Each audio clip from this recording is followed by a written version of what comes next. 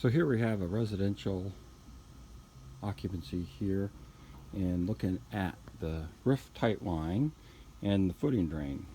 The footing drain is about 4 feet below grade. Here we're going to look at the roof tight line first, and you can see here's a T clean out, and the problem is that we see standing water and some silt, and if we look around down here we see that the roof drain is actually tight line sitting on top of the footing, so there is no slope, and tight lines need at least a 2% slope to flush out all that debris.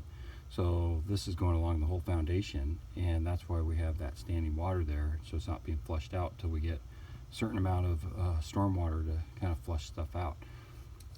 The other issue we have with the tight line, if we can get in here and look, as you can see, the black pipe outside of this fitting is called the HDPE pipe. That stands for high density polyethylene. And what happens with that is that there's poor connections, number one. Number two, it has a high deflection rate. So if you get too much compression to it, it deflects like an egg, oval shape, and therefore you get soil and water infiltration, and then that invites roots, and then we have a big issue. Right now this seems to be okay. There are some roots in there, some soil, but it does seem to outfall to our catch basin in the street. Secondly, here is the footing drain, and you can see that the footing drain is also an HDPE pipe. You could tell on here, HDPE, high density polyethylene, 4-inch diameter, and we see that the holes are not totally on the bottom, they're kind of angled up. Usually we prefer to have the holes on the bottom, because what footing drains do is there any water that rises up goes into that drain and then drains out.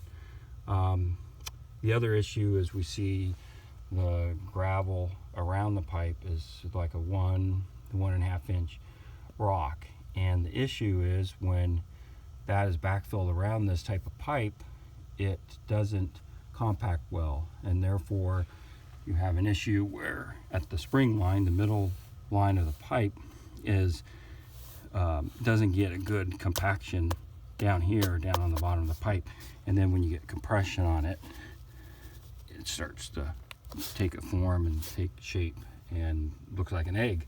Then we have issues. So we don't know if this footing drain is working or not. We'll find out.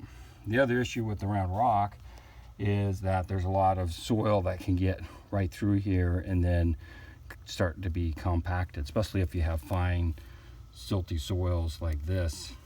It gets in the rock and buried in there. By code, you're supposed to have 2 inches of rock below this pipe, and we don't see that here. It does look like a pretty good amount of rock around the pipe. We should have at least 6 inches on top of the pipe. We're a little shy of that, but we'll see in a little bit how this is working. So for now.